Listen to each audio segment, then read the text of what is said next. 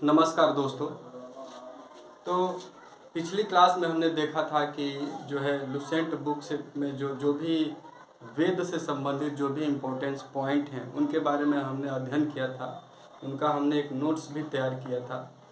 आगे जो है इस क्रम में जो महत्वपूर्ण टॉपिक हैं उसको आज हम लोग देखेंगे, उस पर जो है विचार करेंगे और एक एक पॉइंट को जो है पढ़ेंगे जो एग्ज़ाम के पॉइंट ऑफ व्यू से जो भी कॉम्पिटिटिव एग्ज़ाम होते हैं उनके लिए महत्वपूर्ण है। तो आइए शुरू करते हैं। सबसे पहले हम बात करेंगे, जैसा कि आपको पता है कि हम प्राचीन इतिहास के बारे में पढ़ रहे हैं और इस क्रम में जो भी प्राचीन इतिहास से संबंधित जो भारत के प्राचीन इतिहास है उससे संबंधित जो भी लुसेंट में जो बिंदु दिए गए हैं जो महत्वपूर्ण है उसको हम लोग देखेंगे। तो इस क्रम में जो है देखते हैं, जो पहला टॉपिक है वह है ग्रेगोरियन या ईसाई या जूलियन कैलेंडर। ये तीनों नाम जो है एक ही कैलेंडर का नाम है जिसको हम ग्रेगोरियन, ईसाई या जूलियन कैलेंडर के नाम से जानते हैं। क्या होता है ये? तो जो ईसा मसीह का जन्म हुआ, ईसा मसीह के जन्म से पहले का जो समय होता है उसको हम जो है ईसा पूर्व कहते हैं, जिसको हम जो है बीसी से भी प्रदर्शित करते हैं, यानी कि before the birth of Christ. जैसे कि एग्जाम्पल में अगर देखें तो महात्मा बुद्ध का जन्म जो है 563 बीसी में हुआ था, यानी कि ईसा मसीह के जन्म से जो है 563 वर्ष पूर्व। और उसके बाद इनका मृत्यु जो है 483 बीसी में हुआ था, यानी कि ईसा मसीह के जन्म के जो है मृत्यु से जन्म से ईसा मसीह के जन्म से जो है 483 वर्ष पहले। आपको यहाँ पे ध्यान रखना है कि जो बीसी जो है, जो ईसा पूर्व का जो समय है वो उल्टा चलता है। अगर हम यहाँ पे देखें, मान लीजिए जो है ईसा मसीह का जन्म अगर हम जो है पहली शताब्दी माने,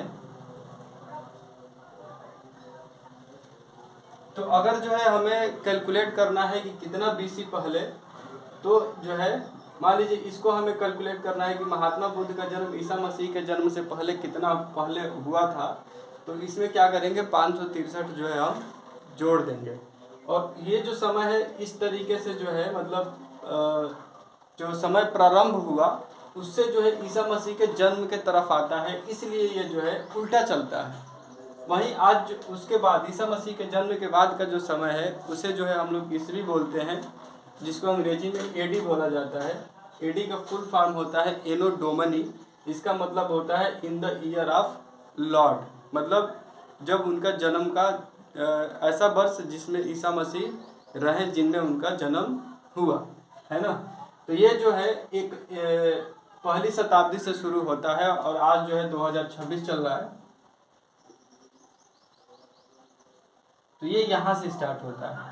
अगर हमें जो है महात्मा बुद्ध का जन्म निकालना पड़े कि कब इनका जन्म हुआ था, कितने साल पहले, तो ये जो यहाँ तक का जो समय है वो और यहाँ के बाद का जो समय है वो, यानी कि 2026 में हम क्या करेंगे, 563 जोड़ेंगे, तब जाके पता चलेगा कि जो है महात्मा बुद्ध का जन्म कब हुआ था, कितने वर्ष पहले हुआ था।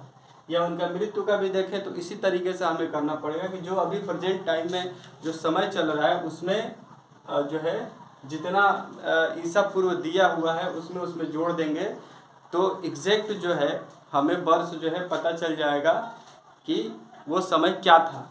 ठीक है, तो ये एक इम्पोर्टेंट टॉपिक है। आगे बढ़ते हैं। इसमें एक जो है नाम आता है जिनका नाम है Vincent Arthur Smith. Vincent Arthur Smith ने जो है एक किताब लिखी थी जिसका नाम है early history of India. Early history of India ये किताब क्यों महत्वपूर्ण है? ये 1904 में लिखी गई थी। ये महत्वपूर्ण इसलिए है क्योंकि इसमें जो है प्राचीन भारत का पहला सुव्यवस्थित इतिहास लिखा गया। किस किताब में? Early history of India. और लिखने वाले कौन है? विसेंट आर्थर स्मिथ है। आगे अगर नेक्स्ट पॉइंट देखें तो अगर जो है हम जो हिंदू जो ग्रंथ हैं उनका अगर क्रम देखें तो सबसे पहले आते हैं वेद, वेद के बाद आते हैं ब्राह्मण ग्रंथ, उसके बाद आते हैं अरण्यक, उसके बाद आते हैं उपनिषद।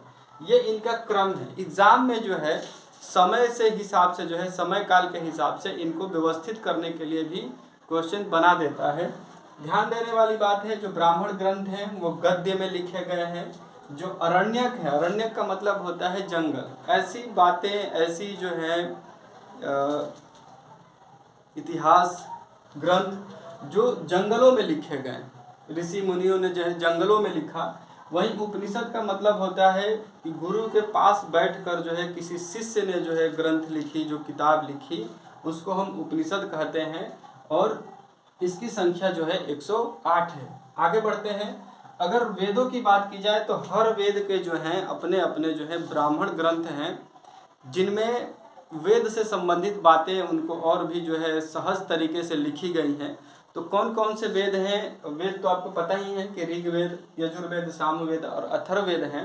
उनके कौन कौन से ब्राह्मण ग्रंथ हैं, ये कभी कभी जो है मैच कराने को, मिलान करने को पूछ देता है क्वेश्चन, तो ये भी हम देखेंगे। तो जो ऋग्वेद है, ऋग्वेद के जो ब्राह्मण ग्रंथ है ऐतरेय और कौशिकी है, ऐतरेय और कौशिकी। यजुर्वेद के जो ब्राह्मण ग्रंथ हैं वो तैत्तरीय और शतपथ हैं। वहीं सामवेद के जो ब्राह्मण ग्रंथ है बहुत ही आसान है इसको याद करना, पंचविश और षड्विश। उसके बाद जो है अथर्ववेद के जो ब्राह्मण ग्रंथ है वो है गोपद।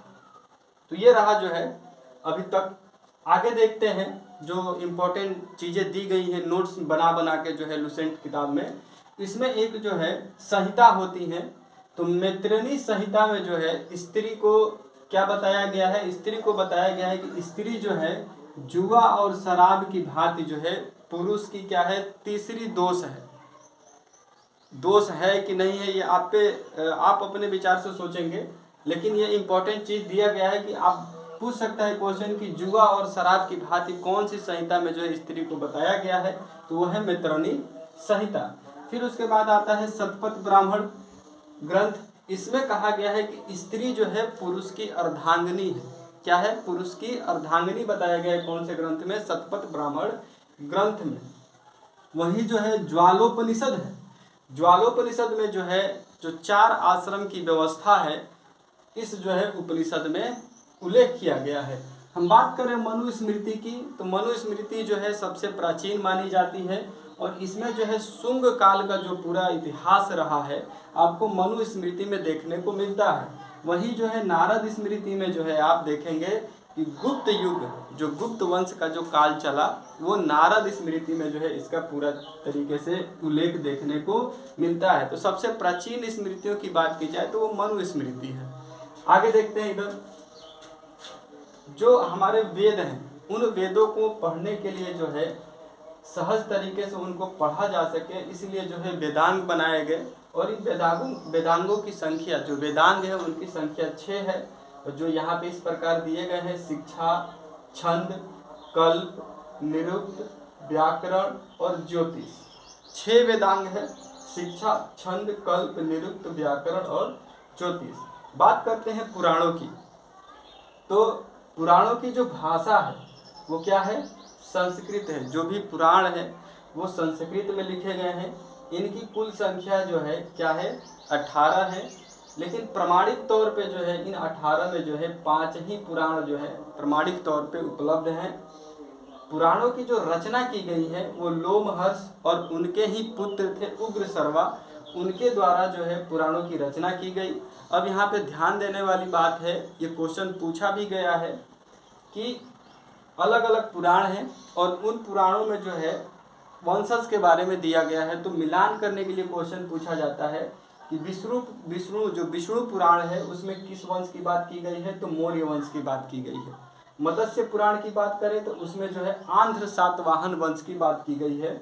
और आपको ध्यान देना है कि मत्स्य पुराण ही जो है सबसे प्राचीन है और प्रमाणित है। मत्स्य पुराण पूछा जाए कि सबसे प्राचीन पुराण कौन सा है, तो मत्स्य पुराण है, जिसमें आंध्र सातवाहन वंश की बात की गई है। आगे सारी चीज़ें कौन सा वंश क्या है सबको देखेंगे। उसके बाद जो है ये सबसे प्राचीन है और प्रमाणित है। वायु पुराण में जो है गुप्त वंश की बात की गई है। तो इधर पुराण दे सकता है और इधर जो है वंश इधर उधर करके दे देगा और मिलाने को दे सकता है। अग्नि पुराण की यहाँ पे बात करें तो अग्नि पुराण में राजतंत्र और कृषि का जो है जिक्र किया गया, उल्लेख किया गया है। तो पूछा जा सकता है कि कौन सा पुराण है जिसमें राजतंत्र और कृषि की बात की गई है, तो वो है अग्नि पुराण। तो दोस्तों ये जो है मेरा सेकेंड वीडियो रहा प्राचीन इतिहास से संबंधित। अगर यह वीडियो आपको पसंद आया हो तो शेयर करें, कमेंट करें और हमारे पेज को जो है फॉलो करें। धन्यवाद।